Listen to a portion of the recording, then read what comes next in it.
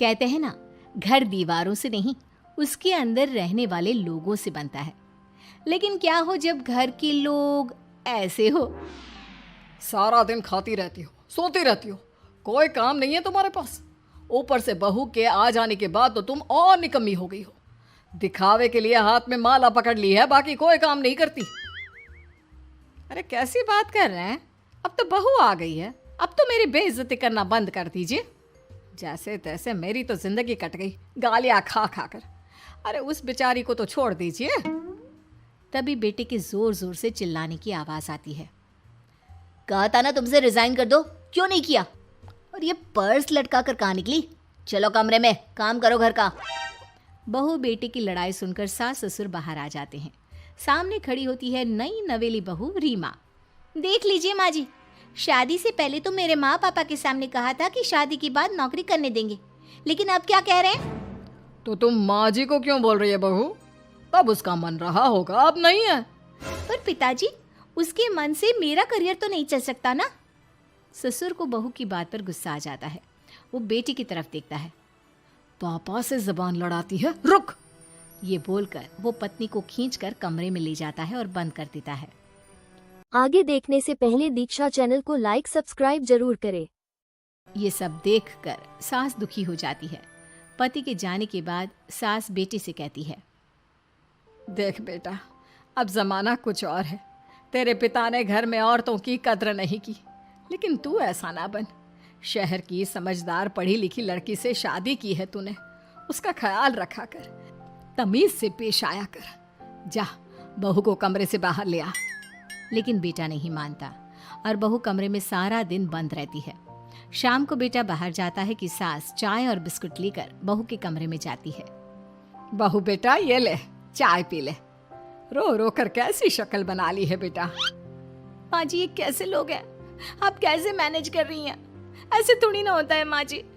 घर की औरतों को तो पिताजी और ये इंसान समझते ही नहीं। क्या करूं बेटा, मैंने तो जैसे तैसे सह लिया, लेकिन तू ना सहना। दोनों बात कर ही रहे थे कि ससुर आ जाते हैं। अच्छा, तो अब बहू को भड़का रही हो? बहुत दिन हो गए मार खाए, अब क्या बहू के सामने खाओगे? जाओ यहाँ से, और जरूरत नहीं है ज्यादा इस लड़की को सर पर चढ़ाने की, समझी? बहू को ससुर की बात पर गुस्सा आ जाता है, लेकिन वो कुछ नहीं कहती। आए दिन बहू देखती है कि कैसे उसकी सास और उसके साथ उसका ससुर और पति गंदा व्यवहार करते हैं। फिर एक दिन, ये क्या बनाया है? खाना बनाना नहीं आता क्या? ये बोलकर वो खाने की भरी सारी थाली फेंक देता है। अरे बेटा कोई बात नहीं, शांत हो जा, मैं अभी बाहर से कुछ मंगवा देता हूँ। हाँ पापा, ऑर्डर करिए। ऐसे खाने से तो पेट भरने से रहा। वैसे खाना तुमको बनाना आता नहीं और बाहर जाकर नौकरी करना चाहती हो। अरे तुम जैसे को तो पूछते भी नहीं है बाहर। बहू को पति की बात पर गुस्सा आता है, तभी सास बोल पड़ती है। तेरे से ज्यादा पढ़ी लिखी है, वो तो तूने इसे कहा था कि तू नौकरी करने देगा तो तुझसे शादी कर ली, वरना ना ही करवाते इसके माँ बाप तुझसे शादी इसकी। और कमाती भी ये तेरे जितना ही है बेटा। बहू हैरान रह जाती है कि जो सास खुद के लिए एक बार भी खड़ी नहीं हुई, वो उसके लिए बेटे को भी भला बुरा सुना रही है। उसकी नज़र में सास की इज्जत और बढ़ जाती है। वो सास को देखकर ये सब सोच ही रही थी कि उसके कान में एक जोर से चांटे की आवाज आती है। किसको किसको मार पड़ी? वो देख ही रही होती है कि उसकी नज़र जमीन पर बैठी सास पर पड़ती है। अभी तो धीरे से मारा, फिर जुबान खोली ना तो ऐसा मारूंगा कि कान के पर्दे फट जाएंगे। सास रो रही थी। बेटा और पति वहां से चले जाते हैं। पिताजी अच्छा किया माँ को जोर का चांटा लगाकर, आगे से जबान खोलने से पहले 4 बार सोचेंगी। बड़ी आई। दोनों हंसते हुए वहां से निकल जाते हैं। बहू सास को उठाती है और पानी देती है। मैंने ये दिन रोज देखे हैं बहू, लेकिन तू नहीं सहना। तू अपना जीवन अपने अनुसार जीना। शादी के वक्त मैंने तेरी माँ से बात करने की कोशिश की थी, उन्हें बताया था, लेकिन वो नहीं मानी। बहू सास को पकड़कर रोने लगती है। वो इसलिए नहीं मानी क्योंकि वो मेरी सगी माँ नहीं है। माँ जी, जिस तरह से आप मेरे लिए खड़ी हुई हैं ना, मेरी माँ भी नहीं हुई।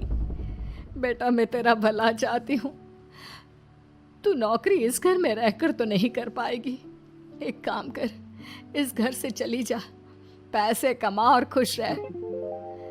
माँ जी, हो सकता है कल तक मैं आपके इस फैसले को मान जाती, लेकिन आज नहीं। माँ जी, आप यहाँ इस नर्क को झेले और मैं आपको छोड़कर चली जाऊं? नहीं, कभी नहीं।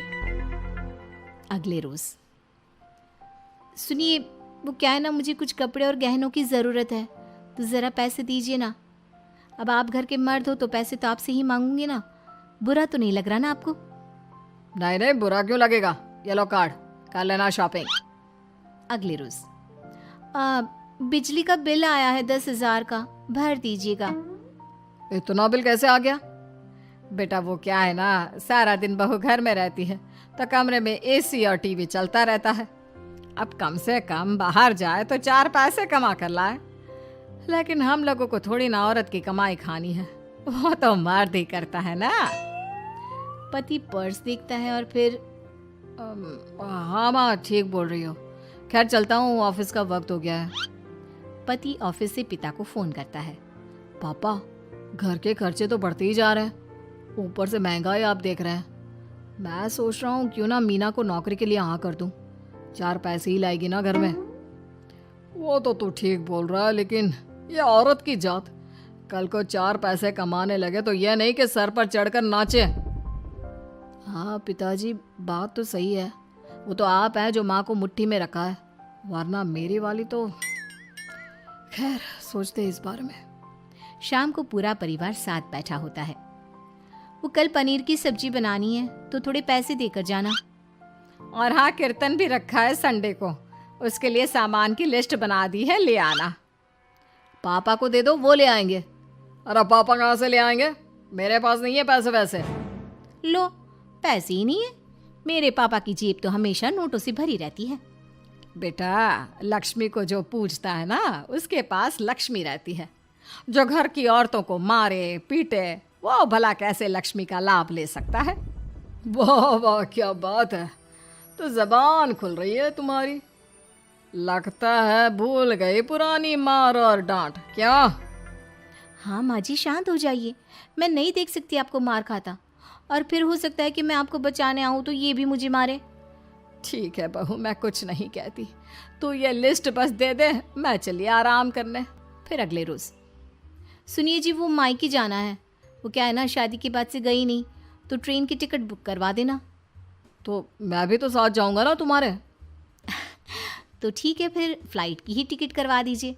वो क्या है ना, अच्छा थोड़ी ना लगता है आप पहली बार मेरे साथ जा रहे हो और हम ट्रेन से चले, ठीक है ना? पति ऑफिस जाता है, जहाँ उसका दोस्त कहता है, अरे क्या हो गया यार, परेशान सा दिख रहा है। तेरी तो नई नई शादी हुई है, भाभी परेशान कर रही है क्या? अरे नहीं यार, तू तो जानता है थोड़ी सी कमाई में घर चलाना मुश्किल हो रहा है। तू कैसे मैनेज करता है यार? कैसे क्या यार, तू जानता है ना मेरी बीवी रिया को, वो टीचर है, फिर घर में ट्यूशन करती है, साथ में बच्चे भी पढ़ लेते हैं।